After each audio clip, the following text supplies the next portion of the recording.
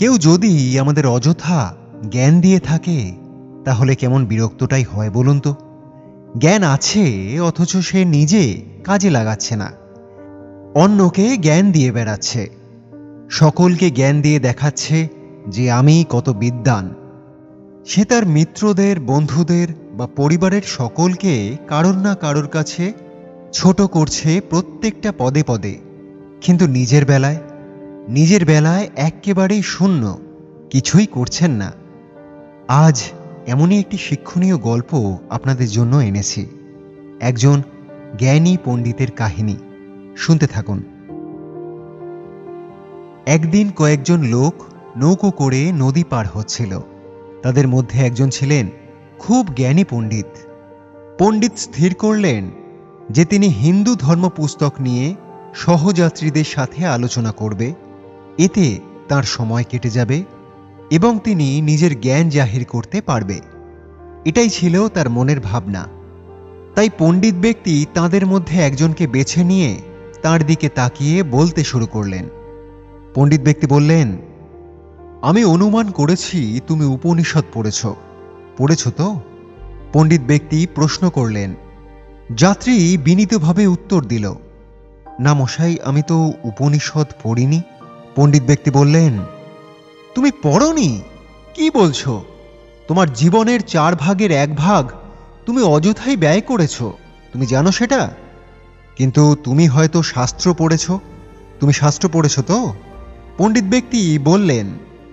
যাত্রী খুবই দুঃখের সাথে উত্তরটা দিল, না মশাই, আমি বলতে পারছি না যে আমি পড়েছি, আমার ঠিক মনে পড়ছে না। পণ্ডিত রুক্ষভাবে বললেন, বেশ, তাহলে যে তোমার জীবনটা অর্ধেকটাই অযথা ব্যয় হয়েছে, এ কি করেছো তুমি? তোমার জীবন তো একেবারে ব্যর্থ হয়েছে। পণ্ডিত ব্যক্তি সেই ব্যক্তিটিকে আবারও জিজ্ঞাসা করলেন, হিন্দু দর্শন শাস্ত্রের 6টা পদ্ধতির বিষয়ে কি বলা যায়, বলতে পারবে কি? একটা বুদ্ধিগম্য কথোপকথন শুরু করার চেষ্টা করলেন পণ্ডিত ব্যক্তি। যাত্রী উত্তর দিল, আমি খুবই শঙ্কিত বোধ করছি এটা বলতে যে আমি এই কথাগুলো কখনো শুনিনি মহাশয়। আমি কখনোই শুনিনি। এই কথাগুলো শোনা হয়নি? কি বলছো? তাহলে আমার বন্ধু, তোমার জীবনের 4 ভাগের 3 ভাগই তুমি অযথাই ব্যয় করেছো। তুমি অযথাই ব্যয় করেছো। এই কথাগুলো বলে পণ্ডিত ব্যক্তি সেই লোকটিকে সকলের সামনে ছোট করতে থাকলেন। পণ্ডিত ব্যক্তি কথা বলতে বলতে দেখলেন যে আকাশ কালো করে তীব্র ঢেউয়ের সাথে নৌকাটা হঠাৎ দুলতে শুরু করল। প্রবল ঝড় উঠেছে। নৌকার মাঝে বলল, যাত্রীগণ, এখন আমরা নৌকো নিয়ন্ত্রণে আনতে পারছি না। প্রবল বেগে যে ঝড় উঠেছে, কি করব কিছুই বুঝতে পারছি না। নৌকো যে উল্টে যাবে। জলে ঝাঁপ দাও এবং নদী তীর পর্যন্ত সকলে সাঁতার কেটে চলে যাও। তাড়াতাড়ি চলে যাও। বন্ধুগণ, সকলে জলে ঝাঁপ দাও। পণ্ডিত ব্যক্তি খুবই আতঙ্কিত বোধ করলেন। সহযাত্রীটি পণ্ডিতকে জিজ্ঞাসা করলেন, কি পণ্ডিত মহাশয়, আপনি সাঁতার কাটতে জানেন না? এ কি? পণ্ডিত কেঁদে প্রশ্নটার উত্তর দিলেন, আমি কখনো সাঁতার শিখিনি, আমি সাঁতার জানি না।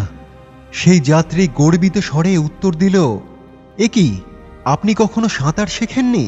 তাহলে আপনার সম্পূর্ণ জীবন তো শেষ হয়ে গেল আজ। হ্যাঁ, আপনার জীবনটাই তো পুরোটাই বৃথা।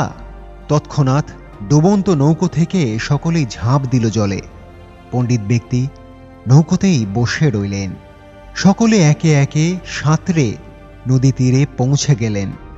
ঝড়ের প্রবল দাপটে নৌকোটা উল্টে গেল এবং পণ্ডিত নৌকো সমেত জলের তলায় তলিয়ে গেলেন।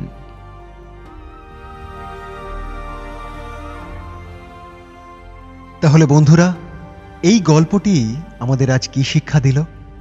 এই গল্পটি আমাদের আজ এই শিক্ষাই দিল যে শুধু জ্ঞান থাকা কিন্তু যথেষ্ট নয়, তার ব্যবহারিক প্রয়োগটাও দরকার। একজন হয়তো প্রচুর জ্ঞান অর্জন করেছে এবং সে খুবই পণ্ডিত, কিন্তু দরকারের সময় সেটা যদি কাউকে সাহায্য না করতে পারে, তাহলে সেই জ্ঞান কোনো কাজে আসে না। সে জ্ঞানের কোনো অর্থই নেই, সে জ্ঞান বৃথা। সুতরাং বন্ধুরা, একটা ছোট্ট কথা বলবো, জ্ঞান যাতে আমাদের সবসময় দরকারে আসে, সেটা দিয়ে যাতে আমরা সকলকে সাহায্য করতে পারি, যার জ্ঞান নেই তাকে শেখাতে পারি। এমন নয় যে কাউকে আমরা জ্ঞান দিয়ে ছোট করব। এই কথাটি সব সময় মনে রাখবেন। নমস্কার।